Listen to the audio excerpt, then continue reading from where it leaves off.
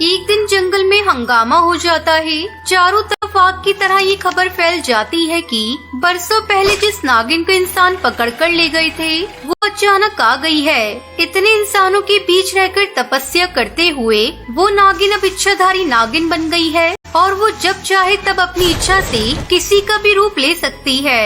ये सुनकर पूरे जंगल के पक्षी सरप्राइज हो जाते हैं। यहाँ तक कि पक्षियों की रानी टुनटुनी चिड़िया भी सरप्राइज हो जाती है और कहती है, क्या वो इच्छाधारी नागिन किसी का भी रूप ले सकती है? ऐसा कैसे हो सकता है?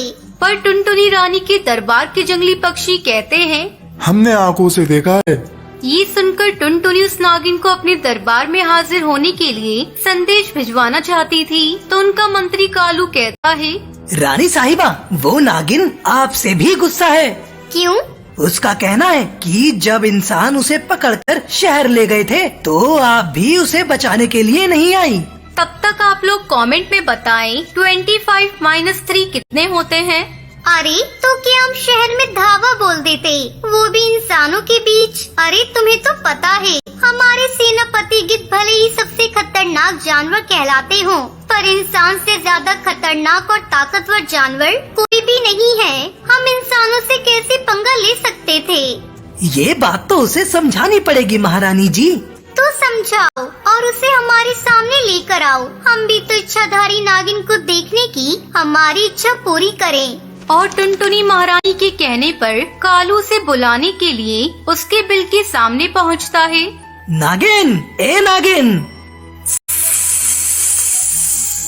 नागिन नहीं, इच्छाधारी नागिन बोल। अच्छा, इच्छाधारी नागिन, टुनटुनी रानी ने तुम्हें बुलाया है। क्यों? वो तुम्हें देखना चाहती हैं। अरे हटो हटो, इच्छाधारी नागिन की जय हो, जय हो। बोलो, क्या इच्छा है तुम्हारी? नागिन देवी, मेरी केला खाने की इच्छा है, पर कहीं मिला ही नहीं। दूसरे बिल में हाथ डालो, केला मिल जाएगा। अरे ये क्या नाटक है? अरे नाटक नहीं, हकीकत है ये। इंसानों के बीच रहकर इंसानों से तपस्या सीखकर इच्छाधारी नागिन बन गई है। ये अपनी इच्छा से अपना रूप बदल सकती है और तो और हमारी इच्छा भी पूरी कर सकती है। बस चलो, तुम्हें टुनटुनी महारानी ने बुलाया है। नहीं आऊंगी। तुम्हें तो आना ही पड़ेगा, नहीं तो मैं तुम्हें उठा के ले जाऊंगा। नागिन, अपनी इच्छा से चील का रूप बदलकर इसे सबक सिखा दो। चील, हट जाओ। मुझे नागिन को टुनटुनी रानी के दरबार में लेकर जाना है। कालू, चील नहीं, नागिन। नागिन की चील के रूप से कालू मार खाकर टुनटुनी महारानी के सामने पहुंचने पर वो सब उसे बताता है तो टुनटुनी चिड़िया को यकीन नहीं आता। मुझे विश्वास नहीं हो रहा है। मुझे भी विश्वास नहीं हुआ था, मगर वो नागिन चील का रूप लेकर नागिन की ही आवाज में बात कर रही थी। चील नागिन की आवाज में बोल रहा था। काश ये सीन हम भी देख पाते। चलो अभी उसको अपनी तलवार की धार का मजा चखाती हूँ। और टुनटुनी रानी कालू के साथ नागिन के बिल के पास पहुंचती है। ये नागिन। नागिन नहीं, इच्छाधारी नागिन। हाँ इच्छाधारी नागिन, बाहर निकल। अभी मैं तेरी सारी इच्छाएं पूरी करती हूँ। ले, किसका रूप ले सकती है? तू बाहर आती है या तोड़ दूँ तेरा घर? अरे भागकर कहाँ जाएगी? मैं आसमान में चली जाऊंगी। तू तो ज्यादा ऊंचा उड़ नहीं पाएगा। तू भी कहाँ उड़ पाएगी? मैं इच्छाधारी नागिन हूँ, चील बनकर उड़ जाऊंगी। महारानी, वो देखिए, वो तो चील का रूप लेकर पर्वत से ऊंचा उड़ गई। अब पकड़कर दिखा मुझे। दम है तो नीचे आ, बताती हूँ तुझे। मैं इच्छाधारी नागिन हूँ। ले, तेरी ये इच्छा पूरी कर दी।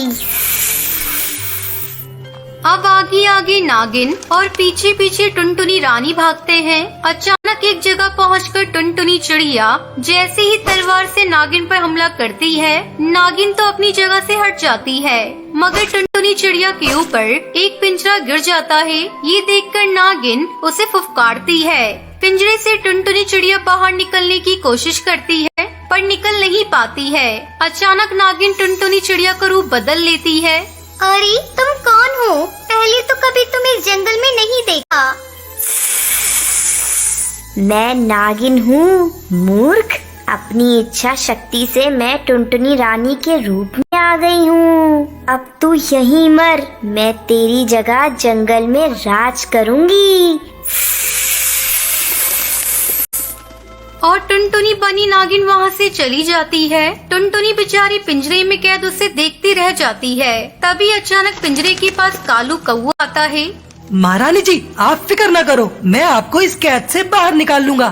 कालू ने अपनी धार वाली तलवार से पिंजरा काट दिया और टुनटुनी महारानी आजाद हो गई। बाहर आकर टुनटुनी ने कौवे से कहा, हम एक काम करते हैं, हम गिद्ध भाई से कहकर नागिन को पकड़ लेते हैं, फिर देखते हैं वो किसका रूप लेती है और क्या करती है। और उन्होंने गिद्ध की मदद से अपने बिल के अंदर जा रही नागिन को अचानक पकड़वा लिया। ये देखते ही नागिन छटपटाने लगी, अपने आप को छुड़ाने की कोशिश करने लगी, पर छुड़ा नहीं पाई। तभी टुनटुनी कालू तोताराम वहाँ आते हैं और उसे छटपटाता देखकर कालू कहता है, क्यों छटपटा क्यों रही हो? तुम तो इच्छाधारी नागिन हो, अपने आप को छुड़ा लो। जब कोई मुझे पकड़कर रखता है, मैं किसी रूप में नहीं आ सकती। तब तो अच्छा है गिद्ध भाई, तुम इसे पंजों में ही दबाकर मार दो। कम से कम हम इसकी इच्छाओं से शिकार होने से बच जाएंगे। नहीं, मुझे छोड़ दो, मुझे बचा लो। अरे मैं इच्छाधारी नागिन नहीं हूँ। क्या तुम इच्छाधारी नागिन नहीं हो? फिर तुमने कैसे चील का रूप धारण किया? अरे वो तो मेरी चाल थी। इंसानों के बीच रहकर मैंने ये सारे पैतरे सीखे थे। वहीं रहकर मैंने इच्छाधारी नागिन के बारे में सुना था। इंसानों के बीच रहकर ये जो सब तुमने हुनर सीखा था, उसका सही उपयोग किया होता तो आज जंगल के बच्चे ऐसा जादू देखकर कितने खुश होते। मगर तुमने उसका दुरुपयोग करके हमें ही नहीं, अपने आप को भी जिंदगी भर के लिए परेशान कर लिया। हमें अपने सीखे हुए हुनर का कभी दुरुपयोग नहीं करना चाहिए, वरना अंजाम हमेशा बुरा ही होता है। हिमालय में एक कौवा अपना घोंसला बनाकर रहता था। उसका नाम कड़कनाथ था। कड़कनाथ की दो बेटी थी, कालू और कालिया। दोनों ही बड़े आलसी और कामचोर थे। दिन भर मौज मस्ती करते और घूमते फिरते रहते थे। मेहनत करना उन्हें गवारा न था। कड़कनाथ अपने बेटों की वजह से बहुत चिंतित रहता था। कड़कनाथ दिन भर जी तोड़ काम करता है और जो भी कुछ कमा कर लाता, उसके बच्चे उसे एक दिन में ही खा पी कर खत्म कर देते। कालू, ये क्या कर दिया तुमने? कल मैं जो कुछ भी कमा कर लाया था, तुम सबने एक दिन में खर्च कर दिया। मैं तो बारिश के लिए इंतजाम करने में लगा हूँ, ताकि बरसात में हम अगर काम करने भी ना जा सके तो कम से कम भूखे ना सोना पड़े। और तुम लोगों ने सब कुछ खत्म कर दिया। पिताजी, हमें सच में कल बहुत भूख लग रही थी, तो हम क्या करते? भोजन रखा था तो खा लिया और पैसे भी खर्च हो गए। पिताजी, आप तो बहुत ही पुराने ख्यालों के हैं। आज के आधुनिक युग में लोग वर्तमान में जीते हैं, कोई भविष्य की चिंता नहीं करता। कालिया की बात पर दूसरे भाई ने हाँ में हाँ मिलाई। सही कहते हो बच्चों, मैं ही पुराने ख्यालात का हूँ, तुम सभी आधुनिक नए ख्याल वाले हो ना। इसी तरह कभी भी कड़कनाथ अपने बेटों को काम करने की शिक्षा देता, वो उसे कुछ न कुछ अटपटंगा सा जवाब दे दिया करते थे। एक दिन कड़कनाथ अपने दोस्त तोताराम के पास गया। तोताराम समाज में अपनी चतुराई के लिए प्रसिद्ध था। तोता भाई, मेरे बेटे तो दिन पर दिन आलसी और बस्तीखोर हुए जा रहे हैं। तुम ही बताओ क्या करूँ मैं अब? तुम ही हो जो बिठाकर अपने बेटे को खिला रहे हो। अरे इस उम्र में तो तुम्हें आराम और उन्हें काम करना चाहिए था, पर यहाँ तो उल्टी गंगा बह रही है।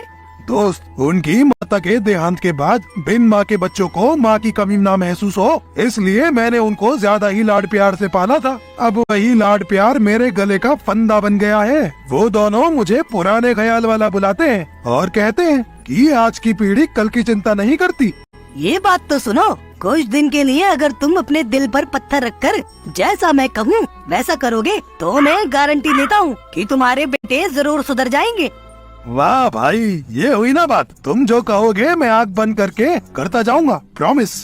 तोताराम ने कड़कनाथ के कान में सारी योजना समझा दी। अगले दिन सुबह कड़कनाथ काम करने गया ही नहीं। दोनों बच्चे निश्चित समय पर खाने की टेबल पर आकर बैठ गए और इंतजार करने लगे कि कब खाना परोसा जाए। पर ये क्या, काफी देर हो गई पर खाना टेबल पर नहीं लगाया गया। तो वो लोग पिता के कमरे में गए। वहाँ कड़कनाथ मजे से रेडियो पर गाने सुन रहा था और घूम रहा था। अरे पिताजी, आप यहाँ पे क्या कर रहे हैं?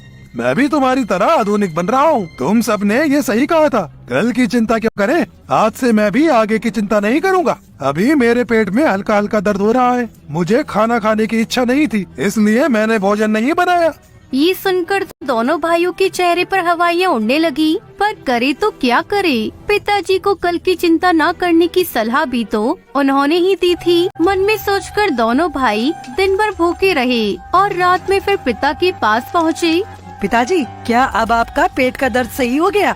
हाँ, पेट का दर्द तो अब ठीक हो गया है, पर मेरा मन नहीं कर रहा कि मैं खाना बनाऊं। मैं तो आज पुराने गीत सुनकर ही आनंद लेना चाहता हूँ। ठीक है जी, आप मुझे बता दीजिए कि खाना कैसे बनाते हैं, तो मैं पका लेता हूँ। मुझे बहुत भूख लगी है। कड़कनाथ ने उसे खाना पकाने का तरीका बता दिया। दोनों भाइयों ने मिलजुल कर किसी तरह कच्चा पक्का खाना पकाया और खाकर सो गए। रात में जो कच्चा पक्का खाकर सो गए थे, उसके कारण सुबह उनके पेट में दर्द हो रहा था। कल का कच्चा खाना खाकर पेट में दर्द हो रहा है। चलो देखते हैं पिताजी क्या कर रहे हैं। पिताजी, ये आप इतना सज धज कर कहाँ जा रहे हैं? आज तो मैं सिनेमा देखने जा रहा हूँ। मेरा दोस्त तोताराम बस आता ही होगा। तभी तोताराम वहाँ आ गया। वो भी खूब सज सवर कर आया था। अरे वाह कड़कनाथ, तुम तो बहुत ही स्मार्ट लग रहे हो। देखना, कहीं फिल्म की हीरोइन हीरो की जगह तुम्हारे गले में हीना वरमाला डाल दे। इस बात पर दोनों दोस्त जोर से हंस पड़े। कड़कनाथ और तोताराम खुशी खुशी बातें करते करते चले गए। आज तो दोनों को खाना पकाना सिखाने के लिए उनके पिता भी घर पर नहीं थे, इसलिए वो टुनटुनी चिड़िया के पास गए। टुनटुनी आंटी, क्या आप हमें खाना पकाना सिखा देंगी? अरे खाना पकाना कोई आसान काम है क्या? जिसने कभी खाना ना पकाया हो, एक दिन में खाना पकाना नहीं सीख सकता। देखो, अगर तुम दोनों चक्की से मेरा गेहूँ पिसवा कर ले आओ, मेरा घर साफ कर दो और मेरी सब्जियाँ काट दो, तो मैं इतनी देर में तुम्हारे लिए खाना पका दूंगी और धीरे धीरे तुम्हें खाना पकाना भी सिखा दूंगी। कालू और कालिया को ये आइडिया अच्छा लगा। बस फिर क्या था, जब उनके पिता सुबह सुबह कहीं घूमने निकल जाते, तब कालू और कालिया किसी न किसी पक्षी के घर जाकर उसके काम कर देते और उनसे खाना मांग लेते। धीरे धीरे उन दोनों का आलस खत्म हो गया। एक दिन कड़कनाथ जब रात में अपने दोस्त तोताराम के साथ घूम फिर कर घर आया तो दंग रह गया। उसका घर एकदम साफ सुथरा और चमचमा रहा था। डाइनिंग टेबल पर तरह तरह के पकवान सजे थे।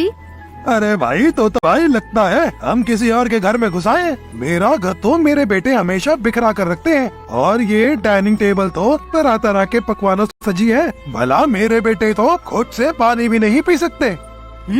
तुम सही कह रहे हो कौवा भाई। लगता है हम गलती से किसी और के घर में आ गए।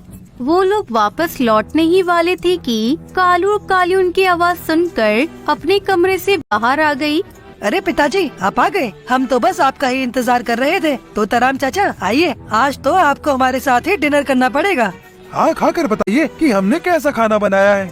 कड़कनाथ की आंखों में खुशी के आंसू आ गए, पर तोताराम ने उसे इशारा किया कि अभी उनकी एक्टिंग जारी रहनी चाहिए। कड़कनाथ और तोताराम उन दोनों के साथ डिनर करने लगी। हर पकवान बहुत ही टेस्टी बना था। रोटियां तो रुमाल की तरह मुलायम थी। वाह, खाना तो बहुत ही स्वादिष्ट बना है। क्या वाकई तुम लोगों ने बनाया है? हाँ अंकल, टुनटुनी आंटी ने हमें ये सब खाना पकाना सिखाया है। और पिताजी, हमें एक अच्छी सी नौकरी भी मिल गई है। आज से आपको काम पर जाने की जरूरत नहीं है। आज से हम कमाएंगे और आप घर पे आराम करेंगे। क्यों, अब तुम लोग वर्तमान में नहीं जीना चाहते? जब मैं भविष्य की चिंता करता था तब तुमने मुझे गलत ठहराया, और जब मैं वर्तमान का आनंद ले रहा हूँ तो फिर तुम मुझे गलत ठहराना चाहते हो। इसीलिए ये सब स्वांग रचा है। अब तुम ये सब कहना चाहते हो कि मुझे भविष्य की चिंता करनी चाहिए। पिताजी, ऐसा मत कहिए। हम अपनी गलती पर शर्मिंदा हैं। आप ना तो कल गलत थे, ना ही आज गलत हैं। गलत तो सदा से ही हम थे, पर अब हम अपनी गलती सुधारना चाहते हैं। आज से भविष्य की चिंता हम करेंगे। अब आप वर्तमान का आनंद उठाइएगा। कड़कनाथ की आंखों में आंसू आ गए। अब वो सब खुशी खुशी